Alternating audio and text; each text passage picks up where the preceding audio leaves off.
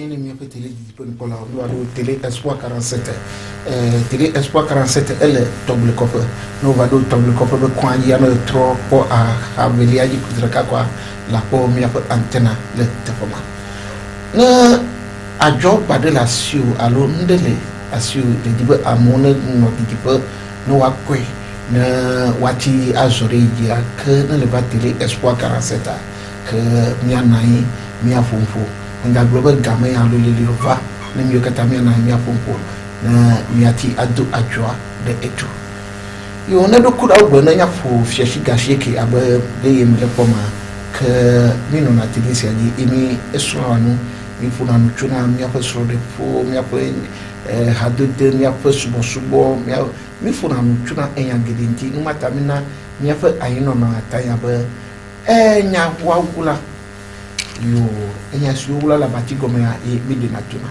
kana le pomme de tilisa ya menyere ka ko no na tafesia ye mi wona me ko wona sia ko ka nyaku am popo no na tafesia ye mi wona ka na ne fa amesio o le bonye wa do fiami wa yo benko obedo dasi obechufu ka ni go vo ya ko mi apo enya se gbe mi jaduruma akodo nko benami mi awe zoro deke omto review njema mi awe zo kaka yo mi afa télé disponible pour la po mi afa amichichu mi afa amko ko le bonya que abele me ble savaya wa ade wa do kru no na mi nyanya o benko do tasio na mi va me ko mi afa yatiana yo mi ato do ma henya me nyanko ga ke amayi le télé agoma me nyanko que do solid do kru no ko ni to pastor aponyo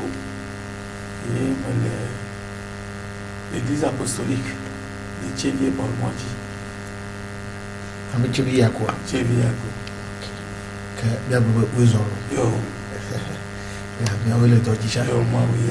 Doa me bobo. Funya. Abele me ble sawa ya ni adoma himati aje nsinko. Wa me yo le telegoma madema jesi o. Ka de do no. Black Bena Mpola Yan Koyini Imama Wega Kofi Abdallah so planning en pension en les pigini Benami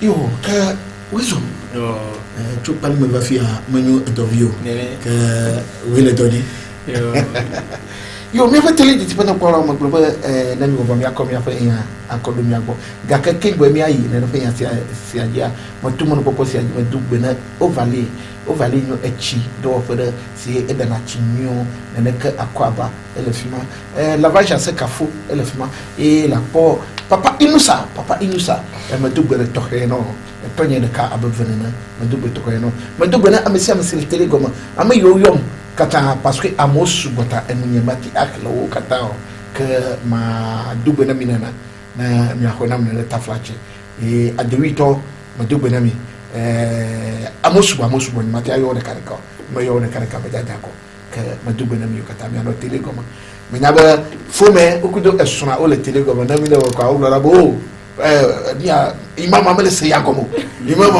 samo eu adoro lá pastor eu fia pastor ya no imam amele no yagomo samo o le telegoma eu me nyaba já no adoro le tefama yo egbia enchokuda sivaya mi fulu ye mi wadu tefere ke mi blobe mi jaiji ela bana do ma he egbento mi atiacho mi apo ensoso ya akoserefia ye emegbotu mi ya traba ba yi daka mi wasir tefere ye mi blobe mawo fa amasio fa savai dolasio fa savai imam de ade duguba Yesu Kristo globe amesio va sava ya omanyo amekokero que enyatima medibo continue vide ela bla nya bonye le mese goma ma le gbe na mi ma ele so abeko va sava ya onu ajodalawo amonyo amekokero onu ame donc medibo wa continue vide pastor Chalifia edibo konti amoyo o afiama o le Bible asema wa konti amado global ekuamv ele ekuamv ma mi konti na ke mi na ya kwa mi agbo e mi ati awon nti voa mi ja yi Yesu Kristo be yasi obula mi adwuma na mi akpoli mi ati awodo ke mi no tele agom na mi kata mi aso yo obula na ba fi mi to la to yiji afi ma ke o to di na ga ke egbe ya me ja dagba fi mo to yiji a mo to paso bo ya ji ai ga ke mi ba wi ko mi de daria awale imambo ka wa ku afopa imam la ko na do ela bana ye ede yam tima dego ke egbe ya la va tro yiji na mi apo lesi mi ati asrono imam gameta melebo ka fo yina ma o mi bi o ma obi ya gba ko be dagbe mi ro wa mi no ji so ima wo ma ni ba ku yina ni ya de pe enya ke mi abe jasko egba nyene mi so pa yin so mi abe temele ni be bible de ma obi pole me ke gba gbe to bi pole me mi be ma obi pole me ti bi imam le bre ma obi pole me king be agbe to bi pole parce que mi ro da ido ma oba me lo ti ke mi ne no le me mi le bloguer ni mi po Jean 10 verset 8 Johannes etamewo pupu ya minia ame aobada ido Yesu si le si obe Yesu le bloguer tous ceux qui sont venus envers moi Yesu be amede amesiame ke non donc connaît amesiame ke va donc connaît Yesu sont des voleurs chafitoni et des brigands amewuloni agudalaoni mais les bébés ne les ont point écoutés voix et maoubalin vient toi on siwa bien donc ne Yesu bébé tous ceux qui sont Yesu bébé certains de nous amédéo et bien amesiame que nous connaît va ya amesiame mreku fi la tojia la que le tapia de OK Jean 10 verset 8 Jean est à amewu foufui ameni Yesu dit tous ceux qui sont venus avant moi amesiame que va donc connaître Yesu amesiame que va connaître Yesu et sont des voleurs fiafio amadudalao et des brigands on y a dudalao amebulao ametachulao bon mais quand on va dire connaître Yesu Abraham va Mose va même Jean-Baptiste qui doit dire tana Yesu c'est le problème biblique OK que amé OK qui non connaît va ya Yesu be chapitre Yesu maté blonya o de Yesu si madakoko doma hin Jean 10 verset 8 pas sur le porte père madakoko clenemi français tous ceux qui sont venus avant moi sont des voleurs et des brigands mais les brebis ne les ont pas écoutés. Moi, je suis OK. Pastor, madame Coucou, et à comment que le français domia, n'y a jamais ces français au temps, demain, à ma décalé, à faire, et à messi, sauf moi, dès que nous ne pouvons. Bible, à messi au Catan, va donc en ama, au lieu fiafio, la Jodalao. Voix alevio madoto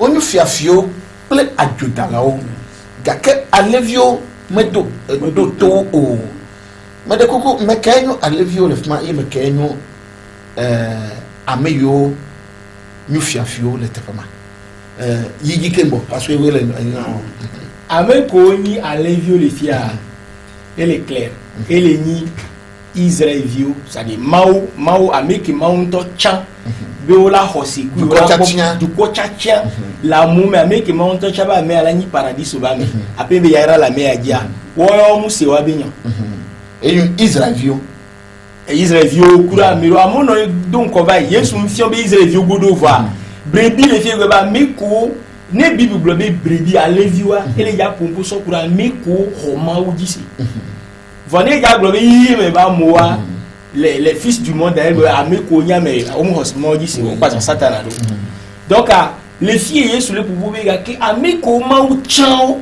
boni paradis o ba mais wo mdo to ame ma o me yo no mauto omdo to donc les filles Yesu ya fait les filles ame adaido Yesu si parce que Yesu mati glonya agbede o e ba Messia Yesu mu da me le molo ame ko le blomo o be nya le mi ame ko munyi be nya gboro cha sa amere pe ke gbe va dum kona Yesu a ete bo ji ame gbe o ji Yesu nini tireka Yesu be sia fito e ajodalai Yesu mate gboro nya Abraham o Mose o no ame kokko ame pepon keke ti afi o Elisa o Enoch o ke ma un to be yire kokko ejo ejipo ma nkua wa keke ti afi to yin mo ko ejipo a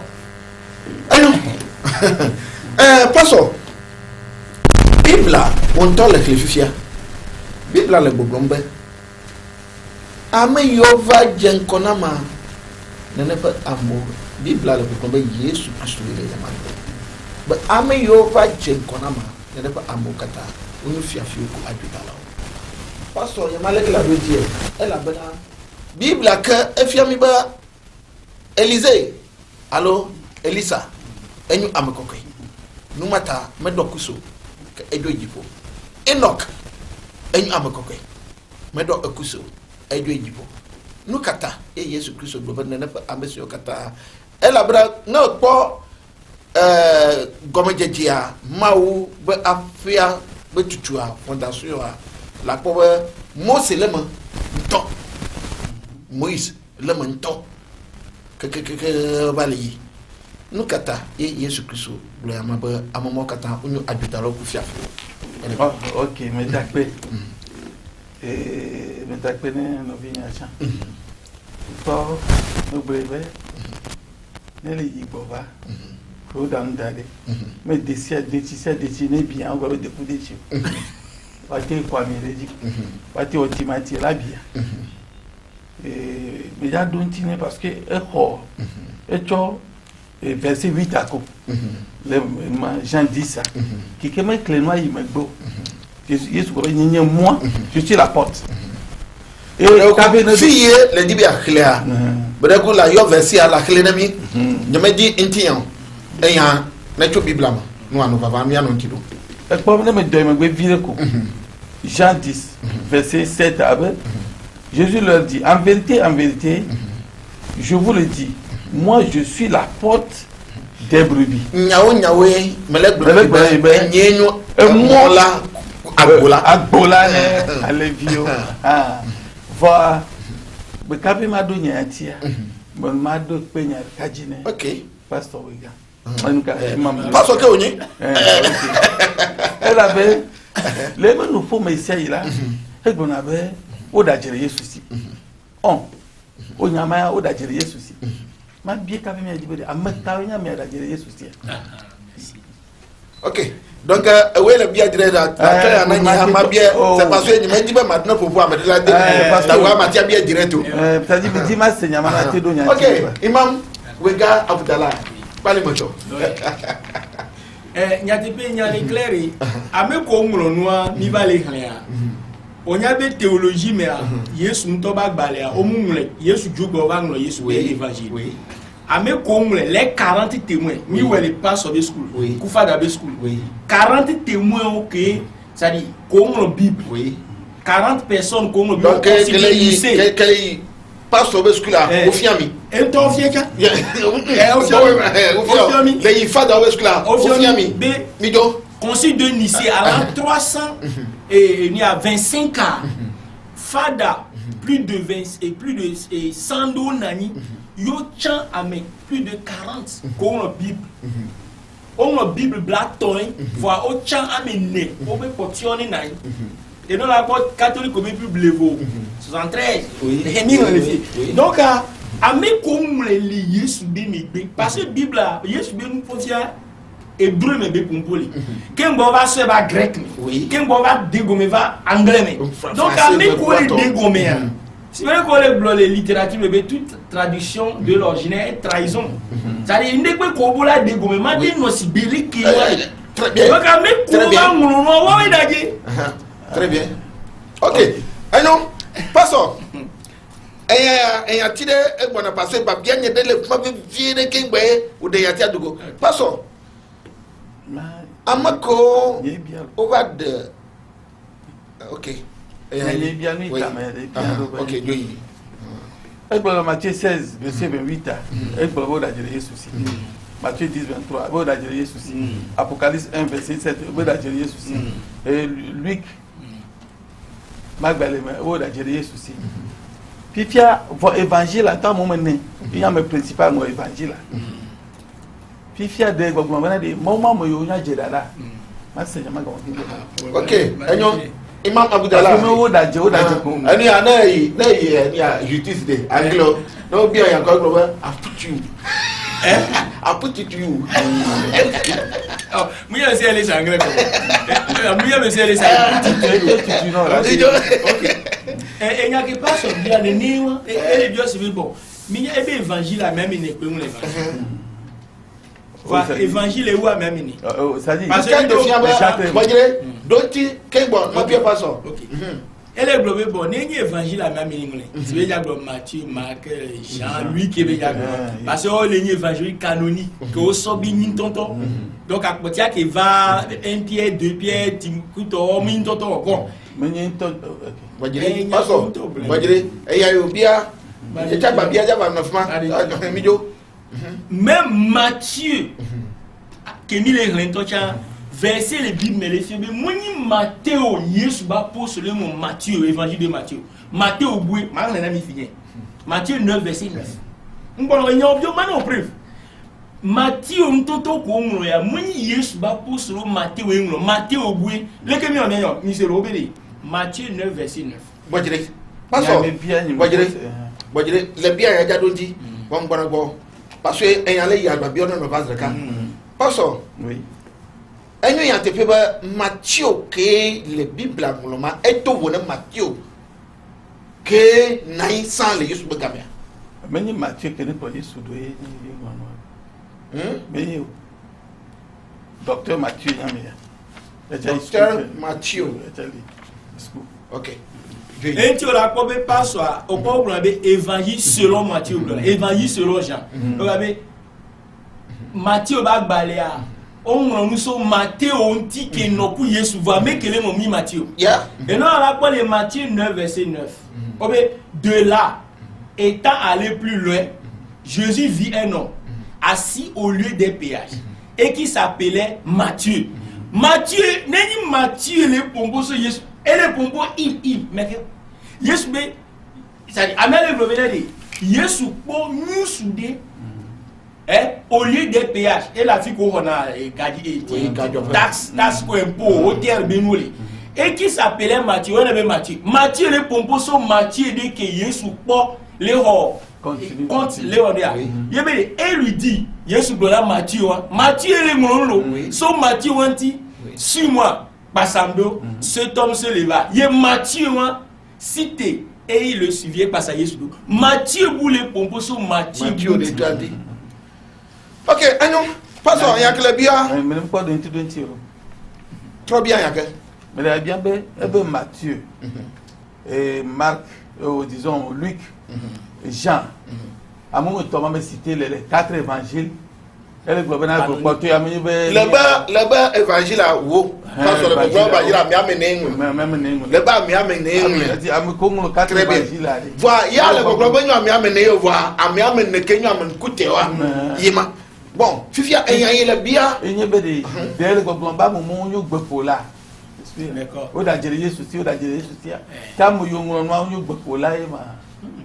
Amerati tout a été pégé, mais là, Daniel a fini. Ne noti no bien normal enya obi onya nya do ntie o ne o gbe glonyade ke so kwe ke ma o glon bible nto mi jure me po nya se ke nyo bible ke mbere o glonyade o e so kunu ke ma o ku Yesu glon funu mi donya le funu va fi ke o va le glon e va le ja se be Yesu munya me kokwa e won daji. Ok, on m'a question ma continue parce que je devais me doit donner alors. Donc Fifia me gouvernement bedi amoyo da jere Yesu si prévaré parce que les Bible la mer mi nya tonto nyobre mais ni miawe ngolo Bible la volume am tout son mer et nyare que me li en l'air le pod ya va soutenir ou bien même que Bible en toi a maudit dans ces 20 Bigo Mohamed dit la 70 Amos Bodo dit la 70 puis tu as preuve qu'elle coba amomo nya jedala le walo to raison we ma so fiwa o subo oh la sadi e no ko be ro la pe gbe ambe oni so pom da pai o ma so fie zirika ba po e bien bon mi po 2 rois 24 verset 8 2 rois 24 verset 8 madakuku non ko eya parce que menu miao mimle ya domo amako le télé comme ya mile nous sromi est-ce ya hoba balé Evelia coupe blanc vivonne et table vivonne coupe ya mini 2 rois 24 verset 8 Joachim avait 18 ans lorsqu'il devint roi. Obé Joachim do pewini yé trois effions et il régna 3 mois à Jérusalem. Yé pro Jérusalem et retrameton. Sa mère s'appela bon il y a mon téléphone avec que me le dire. Mais il n'est pas 2 Chroniques 36 verset 9. Joachim avait 8 ans. 2 Chroniques 36 verset 9 verset 9 poufi amachieke alors amachieke Obéfia Joachim avait 8 ans lorsqu'il devint roi et il régna 3 mois et 10 jours à Jérusalem. Obé Joachim doit payer 3 jours et au 3 jours au plan Jérusalem le diamètre Kikaméo vos rois mais Obé doit payer ni 3 jours et pour Jérusalem le diamètre avec comme nous y a les conciles de Nicée à l'an 325 que Yesu Dieu et à la fin tombe là veut voir tombe bé au monde ya wawe blonu ke musoku mauto enya ke be bio me wabe me ke we dadio ameko dadio nya me ko ngunu le concile de Nicée wawe chaka no e na bible le vovo c'est dit OK pour parce que nous intime bien nyando mais mal don tiolo parce que nous globe bible enya nya te fe nous le nya chan akpa be nya te fe bible nya te fe parce que nous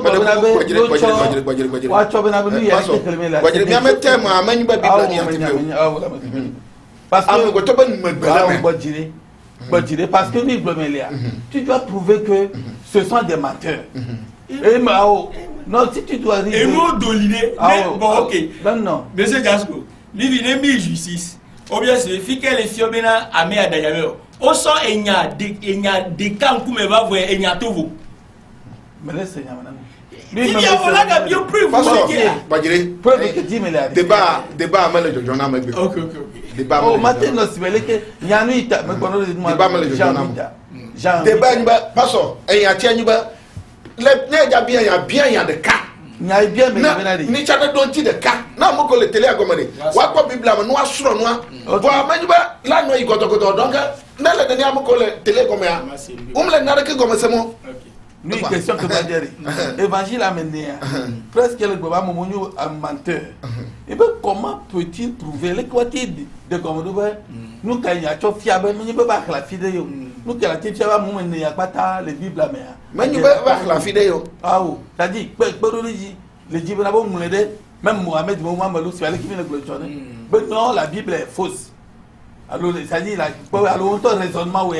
OK. On a raisonnement, oui. OK. Madonyantia. Ouais, raisonnement, oui, alors, le Madonyantia.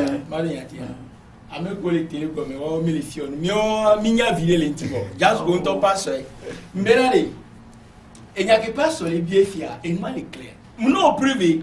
Obefike npo le bia me adagio. Ah oh. E nya ko le bia do fike npo lo nro bia me amene odagio. Nya nro ba me amene odagio. Nya nro no. Mbe oblo nya de ka vo nya tuvo. Ni ko gbali jeji na dale fi figo. Maga bro be fike npele vo bib me npele. O be fike npele bib me npele. Maga so gova. On les plus de 50,000. Enya vovo kaka akpe blaton les bib me comme ça. Comme ça. Fifi. Il était au débat en 10 ans il y a avant. OK. Monsieur Gasco. Mao. Akbare. En que me l'édif egbiari. Mao jambe nya. Et bien nya de jambe. OK. Il jambe non. Mai jambe. Et pas Yesu ba me si amene va. Ce sont des voleurs et des brigands. Jean 10 verset 8. Voilà. Oui. Donc de me globe ne mi to me bekle là. Et je suis la porte. Ame de enyenyo agbola America keneje e mau toroda beno fu agboana mu wa jifua enyamaka Yesu America begalio prophète rekemelio donc le droit global amako va chan brigand la seconde il m'a global les fiables mais baba to kaklamo ma meñe les brebis ne l'ont pas écouté vous le savez Vamina mais ya monto dorora la mission de Jésus Jésus me to intie baro le clo alevio ito encore entre parenthèses et le gwa levia a messia me ne clo Jésus doa et nya levi me ki ke me to no ta ni ki me to no troje comme quoi le levi donc a levi a me le fone a levi o le nya levi bubu a levi ko yene a levi o le nya levi ko o se a levi ko yene donc avant que ki me to me nya levi wa mo be domi do la bo le premier chancho vers la fin bon de Jésus de Israël pendant mi jabu noa la mission de Jésus consiste il y a Jérusalem il y a pour nous le Matthieu 28 le 19 20 pastor oui na le jayo noa na Matthieu 28 a yo be Matthieu 28 ko le clenami bo manyu ba la ayo noa entre parenthèses amoko le télé gomeri parce que le quoi dans le néa tu tu tonto jano jibido voilà bini yo moi ta Yesu ba fo ne nyame Yesu bo doke jawa e va pour nous fo ja chua nu e be nu yo pata me fiamia me tom sena mi be mi agbene qui me to pata c'est là où la mission de Jésus a quitté Jérusalem pour aller dans le monde et puis ma Yesu me dote asia que me tova bon prêcher et nous il a me Matthieu 28 verset 18 quoi il vient 92 19 33 83 92 19 33 83 Jasco be numéro ma elle WhatsApp na le new pastor le new musiano na ejuro be mi afa débat ya denumea Manyuba Kevin Naiko Fiaba de Miss Signé à quoi d'arriver à America Pila ou non. Donc, le problème est à dénumère. Na au yom, allo au WhatsApp drama, Mia Anai, Mia Poum. Elle a bra nous soirée. Manyuba, Mila Wanwaba, à ma dernière vidéo. Mila nous sommé. Après. Passons. Oui. Yesu Christo, ben. Amesio va Jenkonam. Nenefa amokata onyo fiafio alo ajudalao na Mose mavo a Yesu Kristo la tiaba ndukata Yesu Kristo loba nenefa ameyo ko onyo mau subolao okata onyo ajudalao ala bana nu intia ke Mose be ho ese amewolia ekwele mau bo Mose fofo ku mau Mose fofo ku mau eho ese amewolia le mau bo ye ke eva gba se amewolia ye ga mau le yi Canaan ko be do etola gomea mau fofo de ba wo Mose af la nko la ko Canaan ga ke afo mai duamu donc Mose ku le etola gomea vo comme mau jesi Mose ta abusamba be ba ko Mose be ntila kukua ga ke mau me demonio Mao amama oni fiafito no kata ye mao me de moba wako abusam ne ko ne fa ame obe ntila kuko paso melbo et pas Yesu be vision be dodasi ke hoba mais Mose hoba Mose abone pa mo chole nuka hésité ko kana ngbedo baji Elisa allo Elia ce sont des prophètes nous ka nyangoli la onyu yo to do akona obe no wa ponu focho mauvi de java aba de kiki amea donc opata kaka ko Isaïe ko yi enu Ezekiel opata ponu focho Yesu ti ebe babanti ne le pofi anu que les gens disent que ya tokele verset 11 Jean 10 verset 11 verset 11 Jean 10 Jean amewolia eta amewo pufi amewi de ken doi eh ben moi je suis le bon berger. Et le bon berger donne sa vie pour ses brebis. D'accord. Eh bien, il y a un aller pour la nuit là. Il y a un pour la nuit, tu as un bedon à Nine à l'Edio. Et la bonne cas, Amérique va bien pour aller au tas. Il y a un bedon à l'Edia. Jésus Christ va aller pour la nuit. Toi. Ben, il y a un va match à Beignet, quand d'aller à Nine à l'eau. Nous avons pour d'agbe wati akpo koko va me kebe fa be ya va be ya pour aller vieux temps donc mission que d'audace que yesu ko ba ne le segomia mais le globe na be ajoda la ko globe le ya inye be ya ba twe magbe ne mi a sa vode amabuto dita dinuka be nu bo chochoke amesema ke ba me nu bo chochoke ntito wo va pour pouy Mosia et pour Israël le temps qui que mauto na be mais de coucou bible am yemi le fois fondolo yes donc mais de coucou en fois na no bible am e gbe me le ba be verset bon ya me cho parce que fi que le quoi que le mele ben le voleur vient e gbe le nu ka be elle dit ça le voleur ne vient que pour voler et tuer et détruire mais moi je suis venu afin que les brebis aient la vie et qu'elle l'ait en abondance. Tu as fait ton banane nous ka fififi amou totronti. Bonya me va nous ka. Ma toi ben ko dari. Ma doit benyani. Bon ni tabele pour nous. Enoch. No ma gure Enoch a ni amado Elisa elabna Elisa me ya la nyanti nwire alo Enoch. Enyi domanwi wola alegbegbe ye ewo na domanwi keke même iba comme wazi bi unto cha efo kona am même evia global le ko le odoa ne ba kuwa Yes.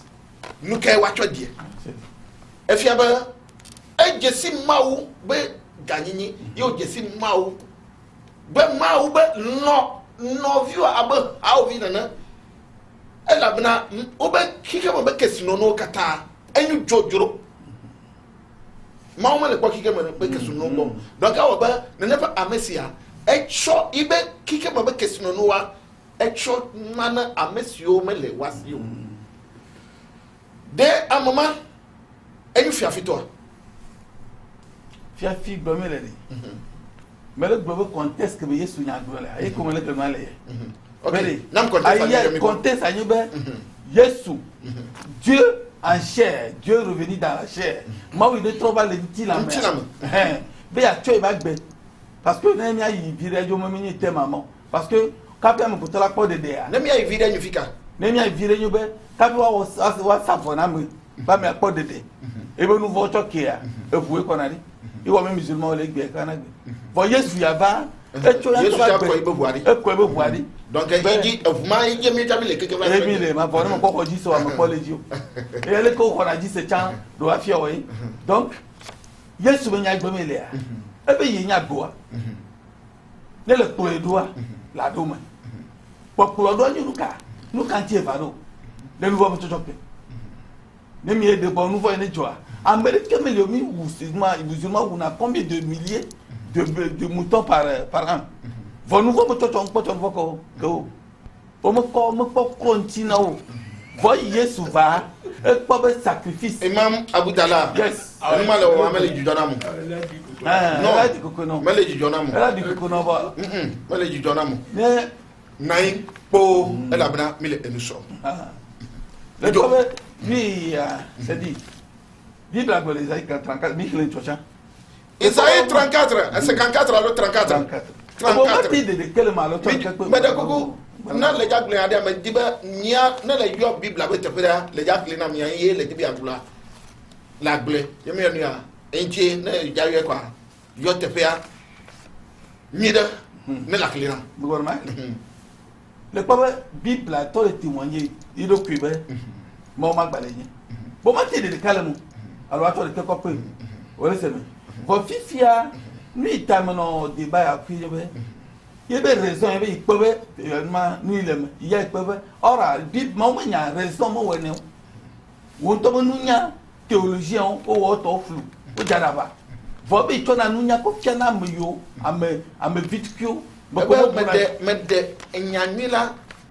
Kofia abuneo ye macho wula do nyala nu be akonwa be ya magbe ka be bible o me défendre ne bo me glo nyanyu wa o me défendre na bible to suure ko si be la se défendre e la benuka bible e be défendre e mi le di bible to a se défendre be inyo o ma ne ga me mama na mi tire kama gbe so akore enu kele no amenjo le kole kele no a donc na ta je me nya time a na o c'est parce que en ya ti amel no voilà parce que ni be globlement et de melene be fi ya conteste ya me ya yesu nya gboa le juge am ko to bo jo volera de kemele ya choma gbe asiko na le aleviota o me de ko o coin mo se to e o ba do pe ji gado me jibi pe no gbele do mo e ba sku kura moji mo se enyu ma fa me kaka jibibia na be yenu na me de kana ni gbaju mo se le se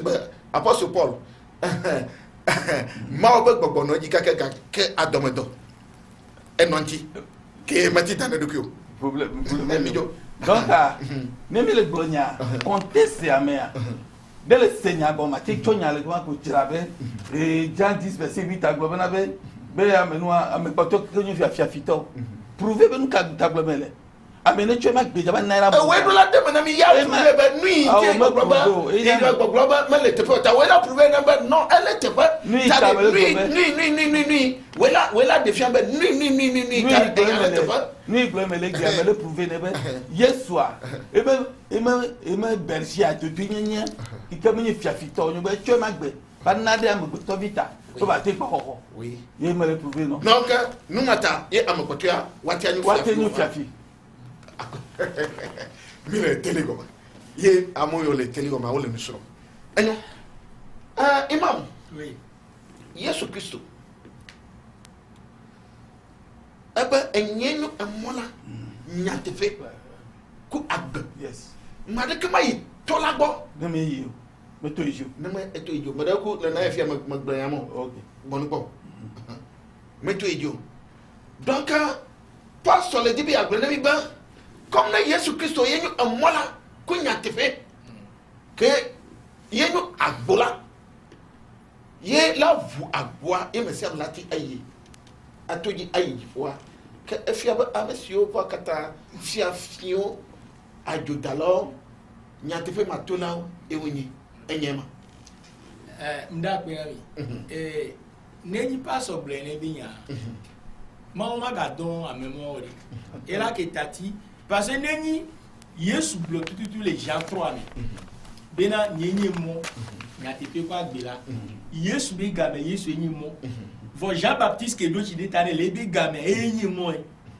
fifi ame ko ku ke mo Yesu neva o amado paradis so mu po Yesu la o se piore mais que dia bien pas so va me dire la donner que parce que amo ko so mo se di gbora keke na gbe o ja tro mo na fa mo o ja ijuma bo me ewa Yesu de ebe game enyi mo kwa gbe ku nyatefe ya o mai mo ogbonu mo se ku Yesu voilà Jean Baptiste mega Johannes mega mede Johannes yi mo fa gbe pe o ma yi ma ogbonu mu enti Yesu va Jean Baptiste boni do si data ne ke mo va sotana Jean Baptiste Yesu we mi doy nene ke mo se mega mede Yesu yi mo ku nyate bi kwa gbe amere ma yi ma ugbo paradis o go po me ku ma o so mo se me ja cho do ma o na tu ko Bible mais on mu blo na mere be si je te fais Dieu pour Pharaon et ton frère Aaron sera ton prophète.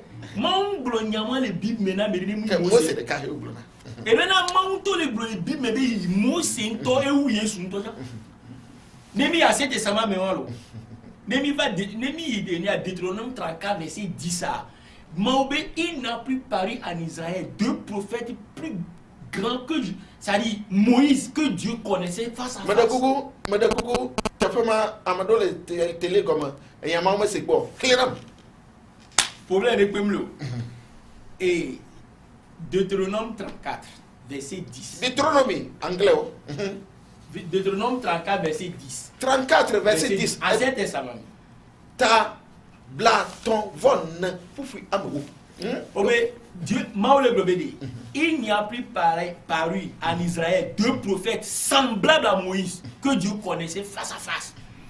Israël Bédouméa, prophète de Bémou Lessibé, Mose, que Maou Jessi Kunko. Faut nous cuire face à face. Face à face. À cet testament, il y a des Mose et où prophète au Kékim.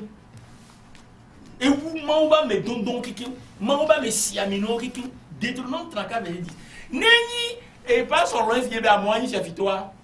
Bon, Yesu ke musuya. musu Bon, verset à nous que les fions. Yesu ta ma wedo Yesu blobe ma do Jean qui disait verset 3. Bon mi atro wa non. Oh. Pastor na file fiyen, pastor pompo umlo. Ebe Yesu blobe pastor pompo wa pastor ben ya medo Bible ma ta. Et voilà. Pastor blade ni ba tro wa. Ngeti mkonu sa. Pastor blade ke Islam fion. Ebe musulman le oule pere des milliers. Bon on so bi wo se ko. Et musulman Islam le blobe ni mi wo tabaski o la se me wo so ke mi o. E nu ka Abraham we mi lo. Et nous ne pas découvrir. Et non, nous parce qu'il y a maté donné mais qui nous y a. Et non, nous quoi parce que moi tiens les gens là musulmans là qu'on nous les fia. Et non, nous bon mais ça qui parce que Jean 10 verset 10 qui passe dans la fima que le glofia mais de coucou va trop répéter yama. Fille tabaski. OK. Tabaski trop continue. Elle a bana et yama chawi aye le madame tout. Parce que et nous que là nous connait. Pas sobe musulman le ou aller des milliers et puis on nous sobe nous ça qui voit et donc nous passer islam ben fini pe mission courant le prophète ben nous pour des mission be que mi le ou lan tabaski a mon ne se me voit ça qui nous ah est-ce que Mose ma ou glona Abraham be ne ou via ça savoir le Genèse 21 yé ma ou travail ça aller ça de ma ou ne ou via ça savoir la semaine ça qui ah oui nous savons bien Bible me ma ou blonné be no ouvio so sa ma so no so ki awde ma ou te po ba pe be hosi après ma ou po be Mose Abraham jawa ma o ja fe bi o mu na gbe to na so save na ma ou e mo so na so du e mi le so Abraham ne de Bible ke globé e mo Abraham ou e la alors vio ne ma so no so ki wa ye mi le wu egbe a o la globé mi le wu no so ki Bible ntom fi on mo ngara le mot Abraham be la ou be nyam le blanc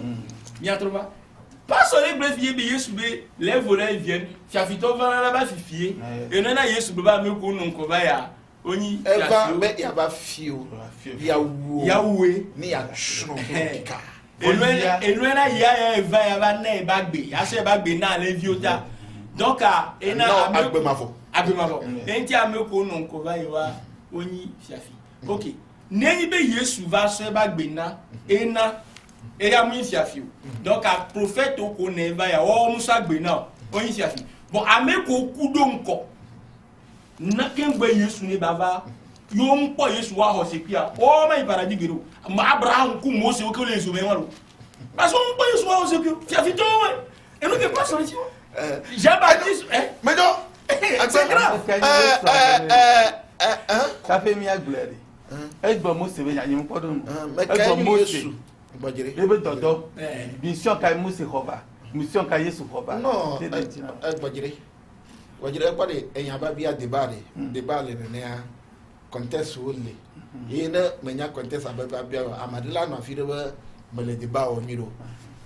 Amoyo le télé gomea, mo de kuku Kristo toko le télé gomea. Faso ya le fi amanyu pato bitukiyo. Ma continue mi kingo. Manyo pastor vitukiyo nyo. C'est parce que bon, c'est parce que mille nous sommes. C'est parce que Bible, mille du Bible. Mille du. Ye mille nous acha wana fi aba madena duchi. Non. Ye mille pompo adama de ba hose de ahimba. Non, mille nous sommes. Ou kelefma o cha suro nukumi, ne mi katamia suro mi. Ta na lefma engabi diba ni idiba pastor na wona ya mele we alo ni idiba ni mama na wona ya mele we mi enu soro me e pastor Yesu ba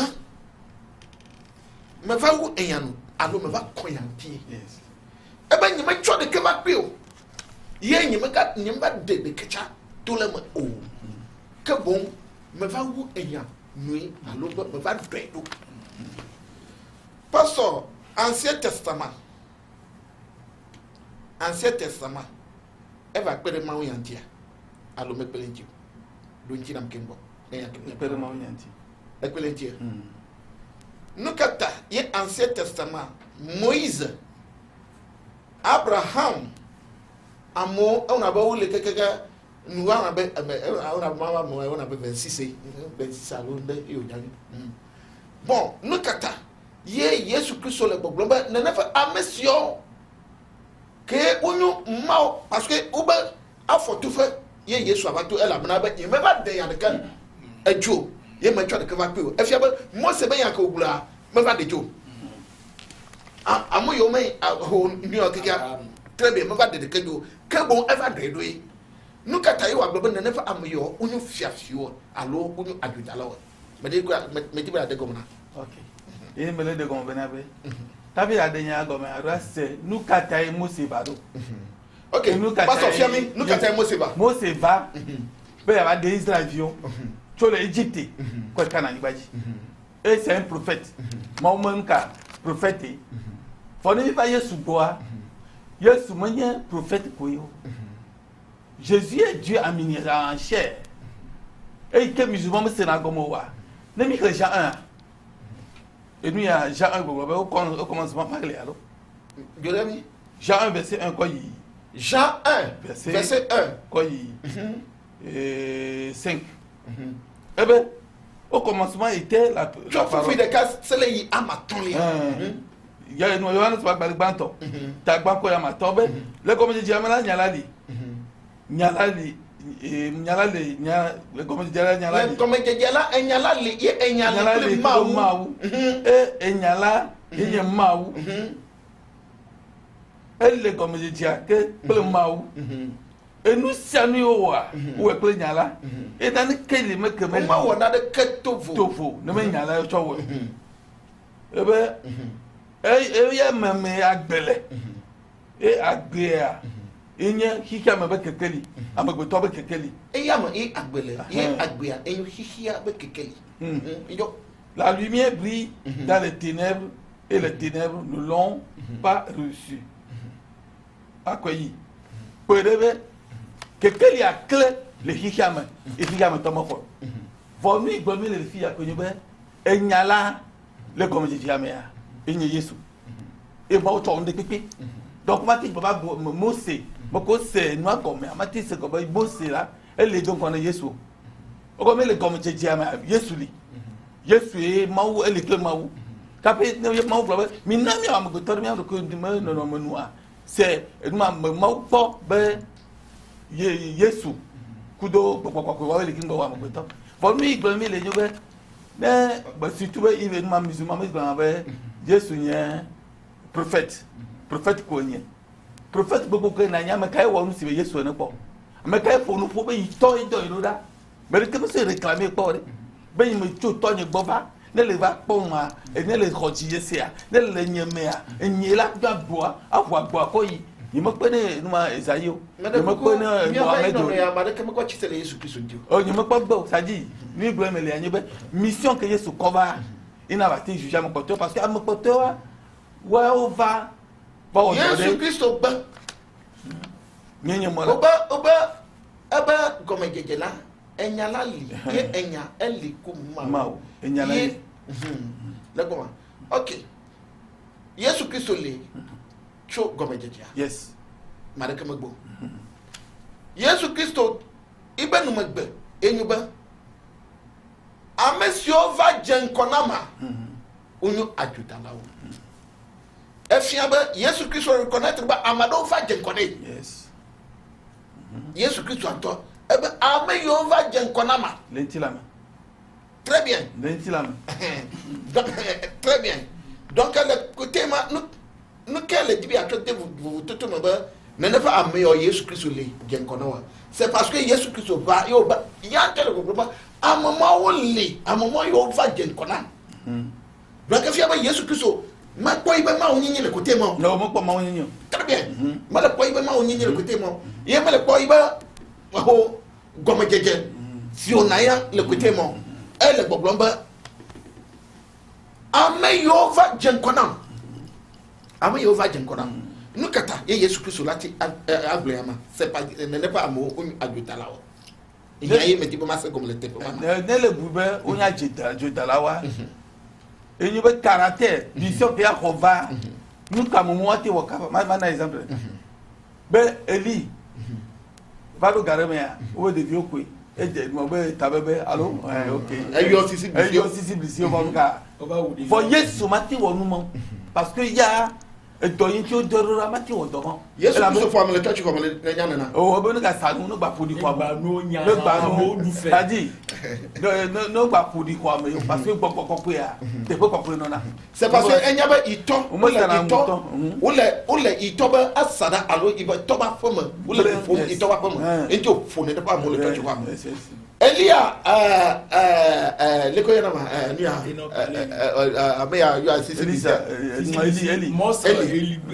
Eli ekpaba devio le du feo le yima o famedi ekpaba devio o le feo dum le yima o fam yi am kokwe Ben da mu le fie na. très bien o yo sisi blisi o ba wo kudo susuba o ma o avon ma o fam donc vous votez tout kaele mo faut voter de le menyo be Elia mission que Yesu kwa Eli mo ko mission mo la pobe amundu fele Yesu ticho kaka no aticho ganti o to ba ko to kada mene da ke globo fofo choko e la bo mo nya mi o mo elo elle a bien ibe gamema ya non il s'agit de la nya mission que bo va ye ma parce que o de a sauver faut vous dire merci Ye mbo pompo. OK enyo Imam Abdallah Bon, cha.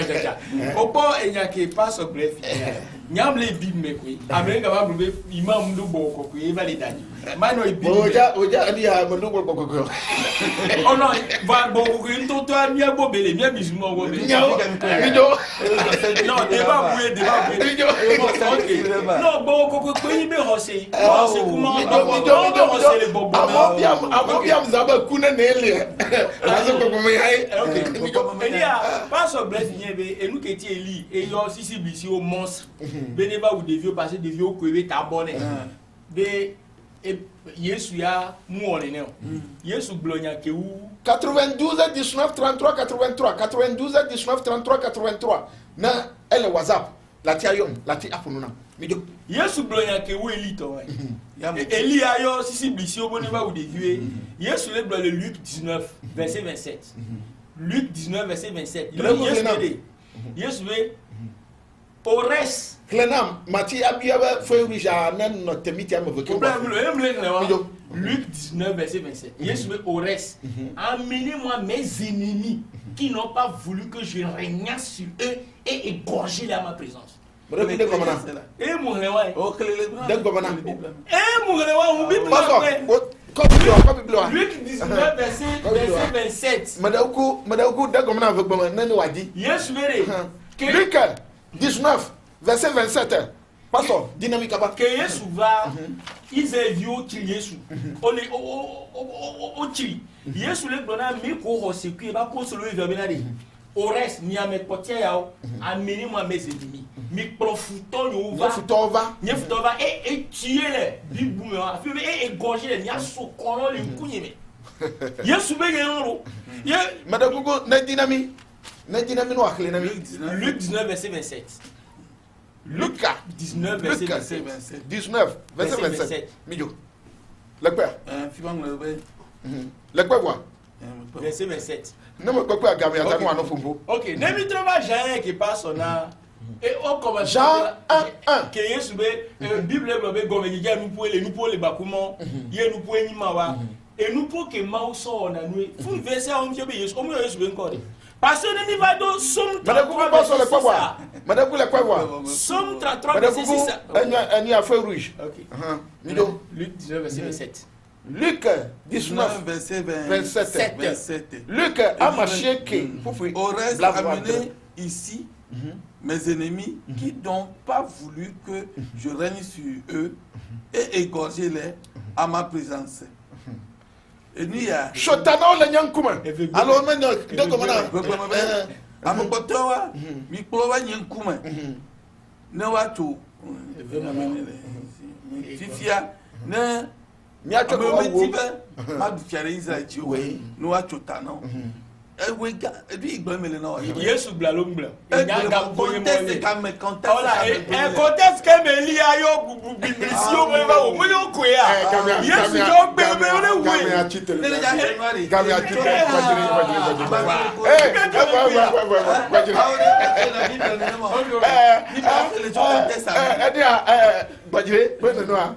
pastor oui mi be mi awu na alu mi baba deka oh nele mi boy Parce que nous il y a qu'à pas zéro. Parce que mission vous valez. Mission valez. Voilà, avec bien. Mais d'abord na mon beaucoup de casser parce que et nous me suis pas sur me sous. Parce que des clés comme ça comme on dit me bien fait télé dit pas nous quoi là. Nous sommes comme des gens ici à que nous bouja elle ne goudou. Et bien toi, mi da toi c'est nous te faire il y a un jokurago. Mi ya ba komi. Normalement mission we me doit on jokurago kake. Me ba ezi feuru jadare. Il y a un jokurago mi ya ba dugu. Na mi ya ba troyidi. Me da ku na le télé agomia. Na le fonfona ma mi ati akpo. Me fiabe mi le fia kwa mi mati akpo. Fonfona na mi akpo mi okata mi asoro no akpo na mi fa technique mi akpo ame ye no tefama yo trasi no tie mi se mi akpo gbo le didi pa mi akpo am abe Jeff wa wudo na ge ya cha gelesi na ko iba bi ma cha kwa nya be Jeff we cha kokora lulu na okay na mi jere fuma mi ba ame ye no camera alu didi fa no po mo adia o yana ba accent le sana gbedura ga se ka o ya mai no na mi jere fuma mi ba do mi fa no fa le tepe ya la ko pastor bubuto ma fama pastor Kojo Jean que église apostolique pour la grande cas de mi jole fuma mi fayi imam bubuton imam Abdallah cho palima imam ga kwa lo cho palima que nyam yongo ba devant mi avi ya fufu ya to jasko ami ole telegomo kata mi kata mi asrono mauna irami ejibibi ngano mo mi kata mi asrono akpenami mi agloba baba akwe pastora dawa ni so to ya do ko lo ba ke jaso